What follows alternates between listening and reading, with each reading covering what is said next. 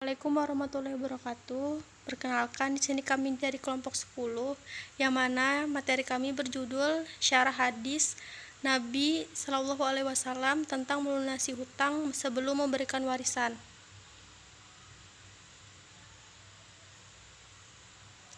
Pembahasan kami ada 3. Yang pertama yaitu hadis melunasi hutang sebelum memberikan warisan.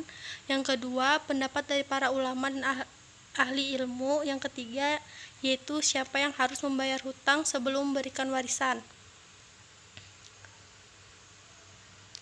Pembahasan pertama yaitu hadis tentang pelunasan hutang sebelum berwasiat, yang mana artinya telah menceritakan kepada kami, Ali bin Muhammad telah menceritakan kepada kami, Waqi telah menceritakan kepada kami, Sufyan dari Ibnu Ishaq dari Al-Haris dari Ali berkata, Rasulullah Shallallahu Alaihi Wasallam telah menetapkan hukum agar melunasi hutang sebelum memberikan harta warisan. Kalian dapat membaca ayat Al-Quran dan berbunyi, sesudah dipenuhi wasiat yang ia buat atau sesudah dibayar hutangnya. Quran Surah An-Nisa ayat 11. Dan sesungguhnya saudara kandung dari satu bapa dan satu ibu yang mendapatkan warisan dan bukan saudara sebapa dari banyak ibu. Hadis riwayat Ibnu Majah nomor 2000. Pembahasan kedua yaitu melunasi hutang sebelum pembagian waris menurut ulama oleh Syekh Muhammad bin Shalih Al-Utsaimin. Pertanyaan, Syekh Muhammad bin Shalih Al-Utsaimin ditanya, saya mewarisi harta dari seorang kerabat. Dalam hal ini ikut pula mewarisi seorang putrinya dan 2 orang istrinya. Selang beberapa waktu baru diketahui bahwa yang meninggal itu mempunyai banyak hutang, namun para ahli waris yang lain enggan ikut melunasi hutang-hutang tersebut. Sementara saya merasa kasihan terhadap yang telah meninggal itu karena kelak akan dimintai pertanggungjawaban di hadapan Allah. Maka saya memutuskan untuk berbisnis dengan harta yang ada pada saya agar bisa berkembang, lalu saya bisa melunasi hutang-hutangnya. Karena utang-utang tersebut melebihi harta yang ada pada saya. Bagaimana hukumnya? Jawabannya yaitu para ahli waris tidak berhak mendapat bagian warisan kecuali setelah dilunasi hutang-hutang tersebut, karena Allah Subhanahu wa Ta'ala telah menyebutkan tentang warisan, yang artinya pembagian-pembagian tersebut di atas sesudah dipenuhi wasiat yang ia buat atau sesudah dibayar hutangnya. Quran Surah An-Nisa surah keempat ayat 11. Selanjutnya yaitu karena itu para ahli waris tidak berhak mendapat apapun dari harta yang diwariskannya kecuali setelah dilunasi hutang-hutangnya. Jika harta warisan itu telah dibagikan karena mereka tidak tahu, lalu setelah itu mereka tahu, maka masing-masing mereka wajib mengembalikan harta yang telah diterimanya untuk melunasi hutang tersebut. Jika ada yang menolak, maka ia berdosa dan berarti ia telah berbuat aniaya terhadap si mayat dan terhadap pemilik hutang. Jika Anda telah melakukan hal tersebut, yaitu Anda berbisnis dengan modal harta yang Anda peroleh dari pewarisan tersebut untuk mengembangkannya agar bisa melunasi hutang-hutang si mayat, maka ini merupakan tindak ijtihad, dan karena ijtihad ini mudah-mudahan Anda tidak berdosa. Lain dari itu, hendaknya Anda bisa melunasi hutang-hutang tersebut dari modal pokok yang diwariskan itu dari labanya. Tapi sebenarnya yang Anda lakukan itu tidak boleh, karena Anda tidak berhak menggunakan harta yang bukan hak Anda.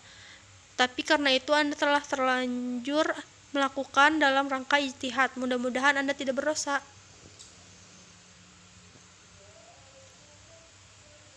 Pembahasan yang terakhir yaitu siapa yang harus membayar hutang sebelum memberikan warisan, yakni ahli waris. Kewajiban ahli waris setelah pewaris meninggal dunia yaitu menjalankan wasiat dari pewaris, membayar hutang-hutang pewaris, dan melakukan pembagian dari harta yang ditinggalkan oleh pewaris kepada kewajiban ahli waris setelah pewaris meninggal dunia yaitu menjalankan wasiat dari pewaris, membayar hutang-hutang pewaris, dan melakukan pembagian dari harta yang ditinggalkan oleh pewaris kepada ahli waris.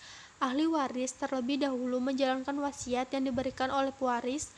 Wasiat artinya pernyataan kehendak oleh seseorang mengenai apa yang akan dilakukan terhadap hartanya sesudah dia meninggal kelak. Menurut arti kata-kata dan untuk pemakaian soal-soal lain di luar warisan, Wasiat berarti pula nasihat-nasihat atau kata-kata yang baik yang disampaikan seseorang kepada dan untuk orang lain, yang berupa kehendak orang yang berwasiat itu untuk dikerjakan terutama nanti sudah meninggal dunia. Kewajiban ahli waris yaitu membayar hutang-hutang pewaris sebelum harta peninggalan itu dibagi menurut faraid masing-masing. Pembayaran hutang tidak boleh mendatangkan kemudaratan atau kesempatan kepada ahli waris.